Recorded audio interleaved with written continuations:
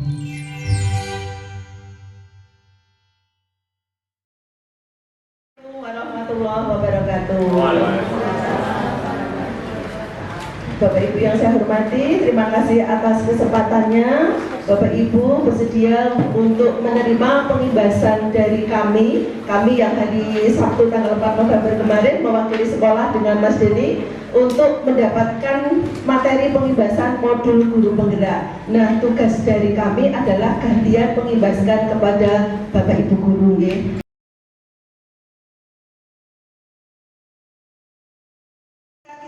Dengan siswa, artinya kita nanti memerdekakan siswa. Artinya merdeka di sini bukan berarti siswa itu tidak ada tugas apa-apa, merdeka dari perintah apa-apa. Tapi yang artinya merdeka itu adalah anak bisa memerintah dirinya sendiri. Jadi merdeka itu ya sesuai dengan keinginan, karena masing-masing siswa itu punya tujuan yang berbeda atau membuat jembatan untuk masa depan. Nanti Bapak Ibu mengukur masing-masing ya, untuk alasan menjadi guru.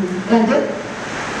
Nah, pembelajaran yang masa kini itu harus melalui transformasi untuk mencapai masa depan. Artinya adalah pembelajaran dengan paradigma baru. Kemudian ciptakan lingkungan belajar senyaman mungkin. Kemudian kita akan tercipta dengan baik melalui budaya yang baik. Ini adalah tanggung jawab guru. Jadi kita menciptakan suatu lingkungan positif dari semua warga, intinya mendukung untuk terlaksana. Petani itu kalau mau mendapatkan hasil panen yang bagus, mesti ada langkah yang harus dilakukan, ya. Tidak hanya konten ditanam gitu aja. Tetapi petani itu kalau ingin menghasilkan hasil panen yang bagus, tentu ada beberapa langkah. Di antaranya, satu, memilih bibit yang unggul. Yang kedua, kontrol nih Bapak Ibu. Mengelola di bawah Mas Guru yang baru. Artinya Bapak Ibu, lanjut aja. Yang perbedaan, nah ini Bapak Ibu yang perlu kita pahami tentang stimulus respon. Jadi menurut teori kontrol tadi sudah saya sampaikan bahwa kita yang mengontrol adalah diri kita sendiri. Maka yang tadi saya sampaikan, siswa itu harus punya kontrol diri, karena yang bisa mengontrol adalah dirinya sendiri. Ini ada beberapa dengan upacara hari apa yang kemarin hari Sabtu itu, hari Jumat. Yang satu kemarin kita harus masuk ya. Nah, Sumpah Pemuda itu kan harinya Sabtu ya Bapak Ibu. Kalau kita masih menggunakan motivasi eksternal, ini perintah terus bebas. Ini merdeka sinau sak-sake sira karepmu ora karepmu, enggak seperti itu ya. Jadi artinya merdeka kedua adalah kita menciptakan siswa itu bisa memerintah dirinya sendiri. Nah, insya Allah perintah ini adalah sesuatu yang positif. Karena nanti jika ada sesuatu yang kurang pas, nanti ada murid diminta push up 15 kali karena tidak menggunakan masker di sekolah. Oke. Mengganti kertas tugas teman yang telah dicoret-coret. Terima kasih. Membersihkan tumpahan air di meja. Oke. Konsekuensi ya. Murid untuk mengenakan sepatu seharian di sekolah karena tidak mengenakan sepatu hitam. Hukuman. Mengelilingi lapangan basket 2 kali karena terlambat menit. Oke, Bapak Mas ini kita cek jawabannya. Tetapi ini untuk konsekuensi anak menghargai disiplin. Terlambat 10 menit, kata diminta push up atau mengelilingi lapangan kan, itu berarti anak membenci kedisiplinan. Kemudian hukuman itu sifatnya paksaan. Tapi kalau konsekuensi ada stimulus, ada tanggapan. Telat 10 menit PJOK, maka lari karena itu pelajaran PJOK gitu. Menumpahkan air minum, dia mengelapnya dengan tisu, berarti kalau konsekuensi. Kemudian hukuman itu mendorong anak untuk menyakiti diri sendiri. Perlu diperhatikan Bapak Ibu, karena dengan hukuman ternyata bisa mendorong anak menyakiti diri sendiri. Soalnya kan kadang-kadang sesuatu ternyata beda dengan karakternya. Ketika disuruh push up, habis telat masuk ke kelas, habis jajan di kantin, suruh mengelilingi lapangan 3 kali. Jangan menjadi menyakiti diri. Kadang ada yang malah sampai protes menyakiti dirinya sendiri. Tetapi kalau konsekuensi mendorong anak agar mudah menyesuaikan diri. Kemudian hukuman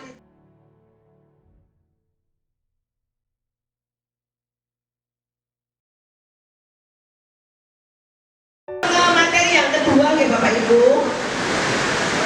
Tadi kan yang saya sampaikan ke Bapak Ibu ada 3 materi. Yang pertama adalah tentang disiplin positif. Jadi intinya kita sebagai guru itu ibaratnya sama seperti seorang petani, harapannya siswa itu punya disiplin yang positif.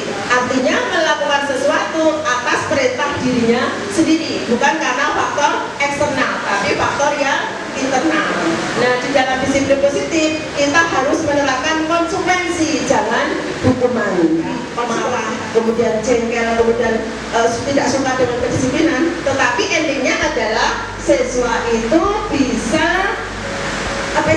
bisa mandiri dan bertanggung jawab terhadap apa yang dia lakukannya. Itu tentang segitiga institusi. Langsung ke materi yang bukan ya. Monggo lanjut aja.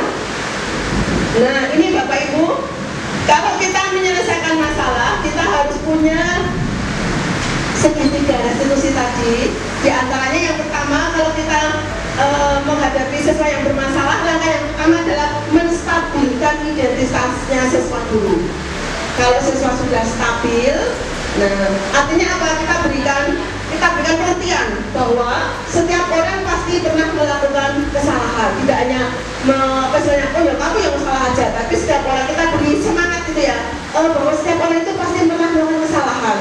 Kemudian validasi kebutuhannya, kita validasi dulu. Misalnya ada siswa yang tidak ikut pelajaran biologi misalnya.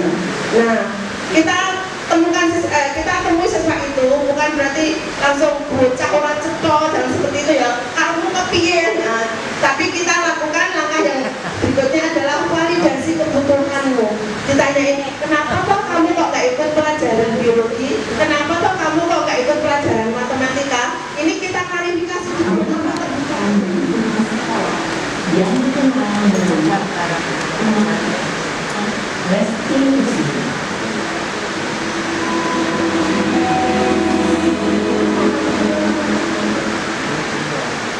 Restitusi menggunakan apakah pendidikan regulasi berdasarkan pada teori kontrol kurikulum Indonesia. Segitiga restitusi adalah satu evaluasi Ya aku marah lah, aku udah dikatain Eka di depan kelas, kesel banget. Oh begitu, ya pasti kamu marah dan kesal. Bapak juga akan marah apabila ada yang menegur Bapak seperti itu. Kemudian pada saat itu kamu mau melakukan apa? Ya saya langsung ngatain Eka lah Pak, kesel banget. Saya ditangkap dia di depan teman-teman lain. Oh begitu, pasti kamu melakukan seperti itu karena suatu alasan tertentu kan? Iya, maksud saya diam saja Pak. Ya saya akan menjadi orang yang bertanggung jawab kali ya Pak, dan senantiasa proaktif. Iya, menurut kamu bagaimana rasanya menjadi orang seperti itu? Ya nyaman lah, bangga bisa bersalah dan makan diri. Baiklah kalau begitu, yuk kita pikirkan bagaimana memperbaiki masalah ini.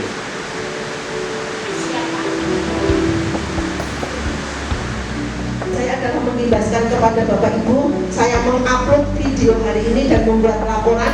Nanti saya on lagi di tanggal 8 Desember. Saya gantian mempresentasikan lagi di SMP Negeri 1 Wonosari. Ada kegiatan in-on dan in lagi.